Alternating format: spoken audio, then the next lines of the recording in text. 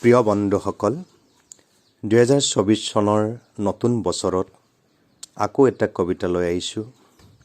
কবিতাৰ শিৰোনাম পুৱা আৰু সন্ধিয়াৰ ৰ'দ ইপাৰ সিপাৰ। পুৰণা আৰ্হিৰ ঘৰবোৰ ভাঙি নতুন আৰ্হিৰ অসংখ্য ঘৰ নিৰ্মাণ হ'ল। আটাইবোৰ ঘৰেই দেখাত অট্টালিকা সদৃশ। ক'ৰবাত দুই এটা পুৰণা আৰ্হিৰ ঘৰ নাভাঙি ৰাখিছে। তাতেই পুৱা আৰু সন্ধিয়াৰ ৰ'দ ইপাৰ সিপাৰ হয়। অকোৱা পকোৱা গলিও আজিকালি বহুত বেছি হ'ল। নতুন মানুহৰ কাৰণে সহায়কাৰীৰ প্ৰয়োজন হ'ল। জৰুৰীকালীন সেৱাৰ ঘৰটো সন্মুখত নথকা হ'লে জীৱন যুঁজৰ পৰিণতি কিমান ভয়াৱহতা হ'লহেঁতেন।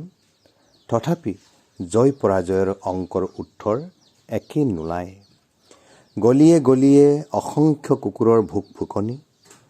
ইহঁতৰ মাজতনো কিহৰ শত্ৰু থাকে বাৰু? দুই গলিৰ কুকুৰবোৰৰ মাজতো তামাম কাজিয়া। টোপনি জগাই কুকুৰবোৰৰ মাজত কিহৰ মেলা? চহৰ আৰু গাঁৱৰ কুকুৰৰ মাজত সেয়াই নেকি ভিন্নতা? মানুহবোৰৰ ভিৰ দিন আৰু ৰাতিত একে নহয়। ইমানবোৰ মানুহৰ মাজত অকল দুটাই কথা পাতে। এটাই সোধে, ভাল হৈ ঘৰলৈ যাবগৈ পাৰিমনে?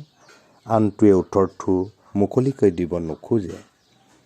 সেইদৰে সঘনাই কথোপকথন চলি থাকে ৰোগীৰ কোঠালিত। পৰজনমৰ জীৱন এই জনমতেই তুলি দিব পাৰে। কিন্তু জীৱন দিয়া আৰু লোৱাৰ কাৰো সাধ্য নাই। শৰীৰ আৰু আত্মাৰ অস্তিত্ব সদায় পৃথক কোণত। প্ৰেম আৰু স্মৃতি ত্ৰিকালৰ চিৰসেউজ ধ্ৰুৱক। সহজতে হেৰুৱাম বুলি হেৰুৱাব নোৱাৰাটোৱেই মন। এই কবিতাটোকেই ইংৰাজীত পাঠ কৰিবৰ কাৰণে চেষ্টা কৰিছোঁ। Morning and evening, sunshine across the আদাৰ side.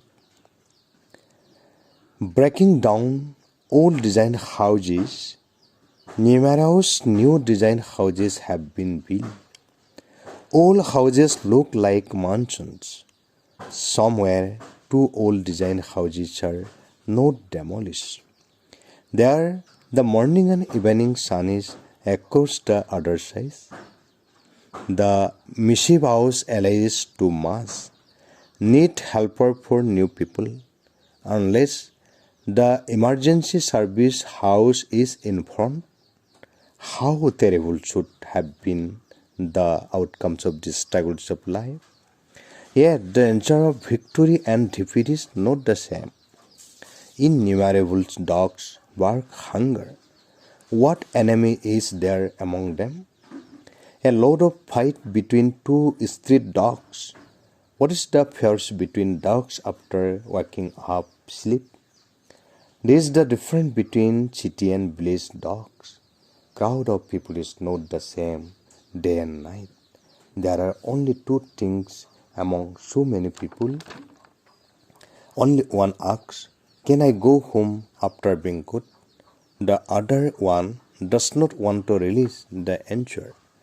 This is how frequently the conversations goes on the room. This life can be extended in the next life.